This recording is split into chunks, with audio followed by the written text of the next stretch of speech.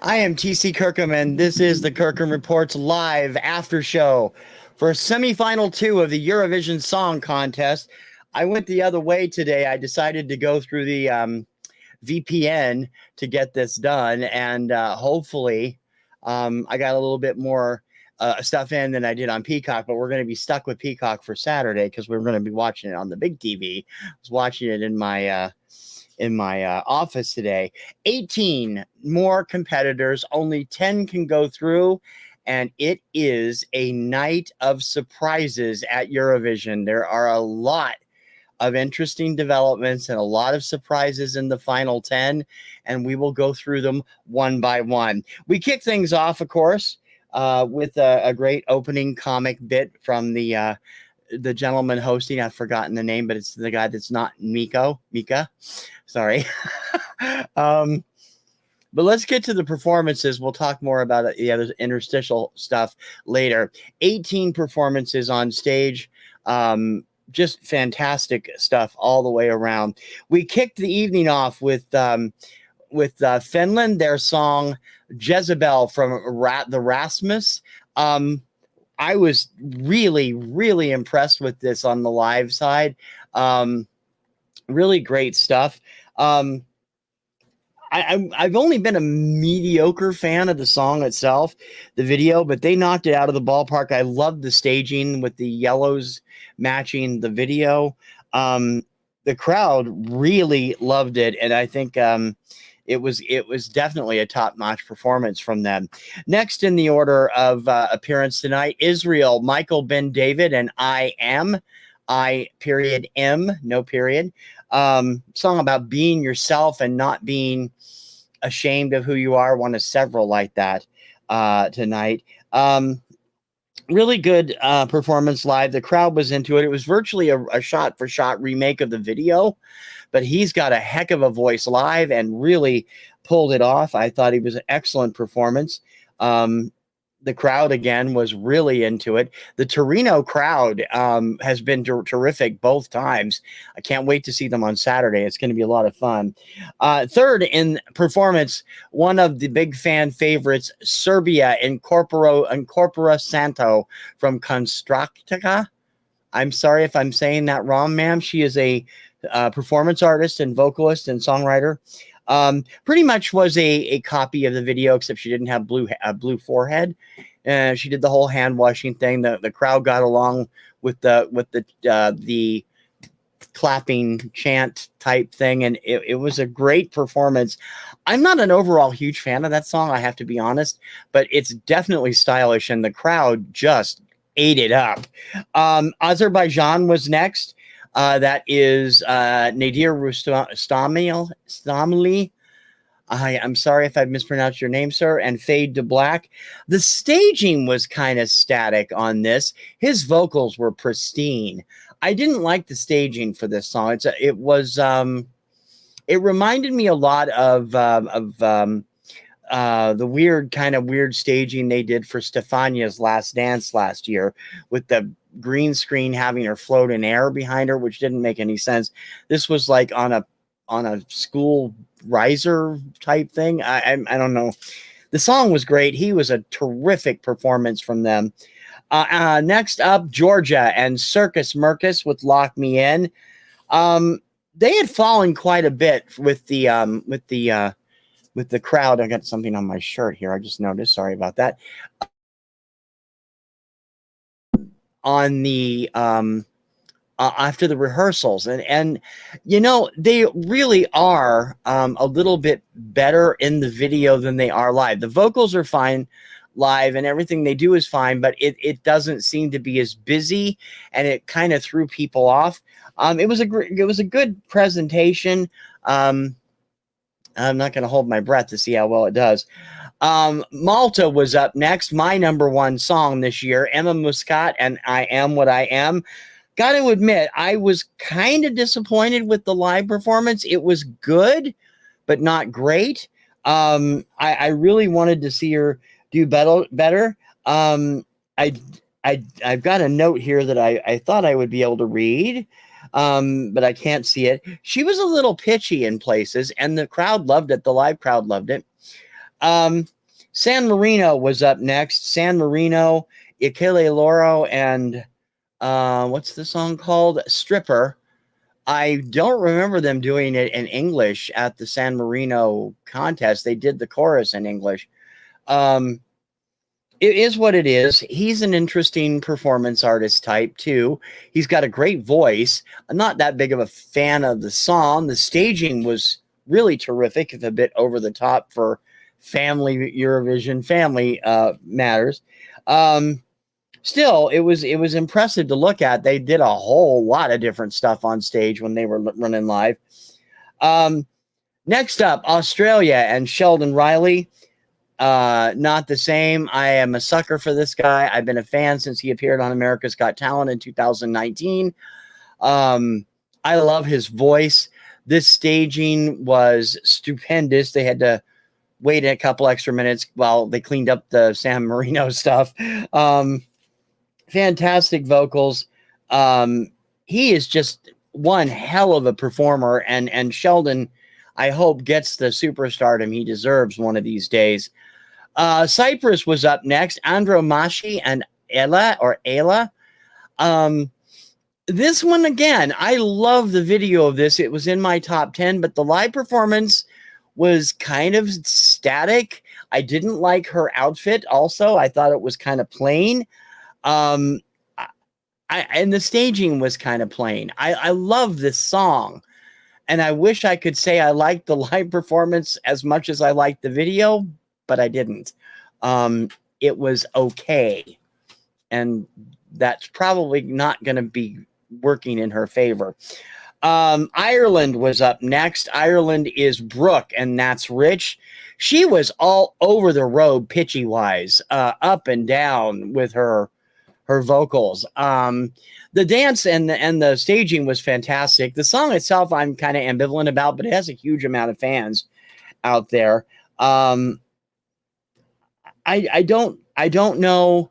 The crowd seemed to really like it, but it was the performance, like I said, the dancing was fine, the staging was fine, but her live vocals were kind of pitchy and screechy in places. So I can't really say that I terribly enjoyed it, but it wasn't bad. And I'm not a big fan of the song anyway, and I know a lot of people are.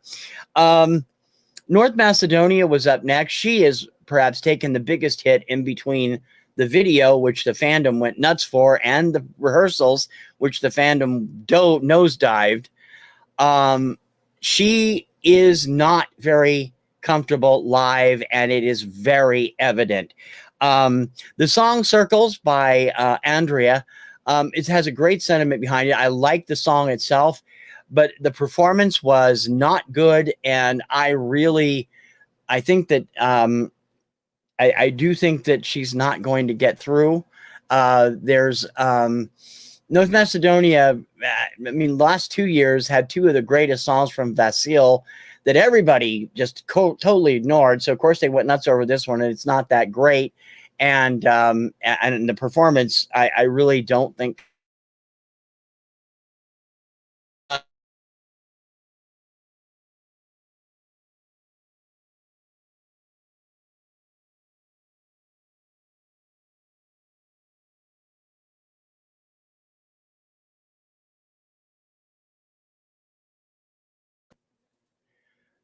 Yike.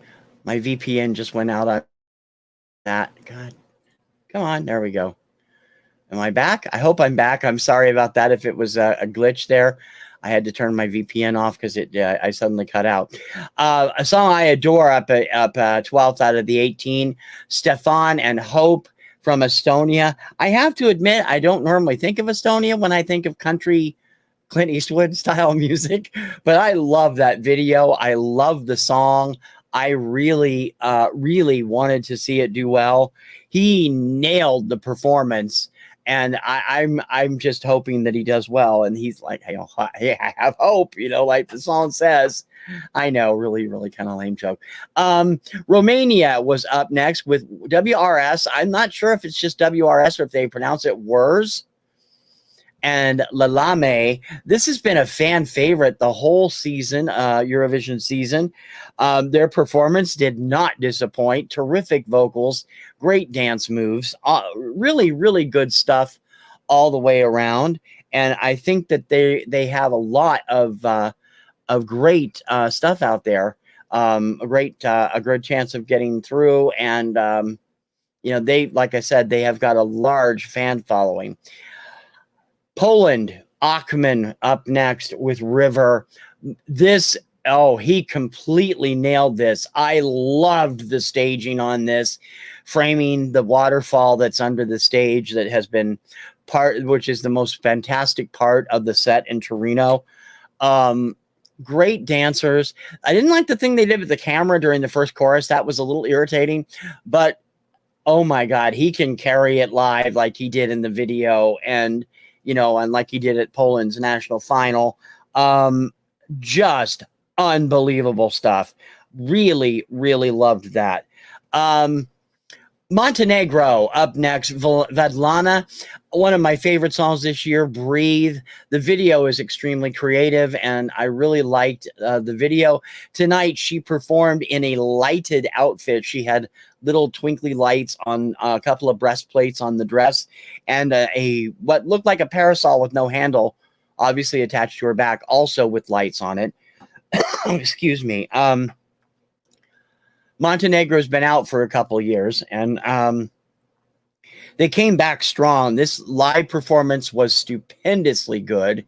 I love this song anyway, and I really wish that I hope that I wish to have more fan support. It's been in the mid-range in all the countdowns that I check out every year. Next up, Belgium, Jeremy McKeezy and Miss You. I didn't really like the Jiffy Pop jacket he had on, this silver lame thing, but I love him. I love that song. Is in my top 10, I think, or near the top 10 on my list. He was having a little trouble hitting those really high notes, but he recovered well, came right back to where the rest of it should have been. I think his vocals are fantastic, and he's going to be somebody to be reckoned with, not just throughout Europe, possibly throughout the whole world eventually. Could see a major star in the making there, like we were with Destiny Chunakari last year and the year before, and back when she was the champion at the Junior Eurovision Contest. Dynamite staging, other than that weird coat he had on, and the crowd was really into it. Like I said, he was having a little trouble with the high notes, but it was overall a terrific performance. Sweden, I don't know what you could have done that could have knocked her off her pedestal. Love Hold Me Closer by Cornelia Jacobs. This is one of those songs that has raised up my list consistently all year. It started in the bottom 10, and every time I hear it, I like it more and more, and now I wish I'd put it even higher. I think it came in at number 11 on my list. I love this song. It's very Celine Dion. She is an amazing performer. I would love to see her get some international fame, if not from this song, then something else like Celine has. She is just an amazing vocalist, and the staging mimicked the live staging at the Swedish final, and she really nailed it, delivered all the way home. Rounding it out this week at SemiFinals 2 was the Czech Republic and We Are Domi with Lights Off, excuse me. The video is kind of clever with the whole weird futuristic, dystopian storyline. I do like the song, but the video was kind of weird and kind of put me off. I didn't think her vocals were that great live, but they did try, and they gave it a good shot.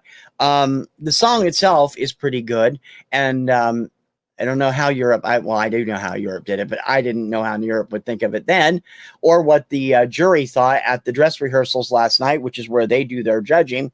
So when it comes down to it, those 18 countries were vying for the televotes, which happened, in that interval period where they finished performing and went ahead and announced.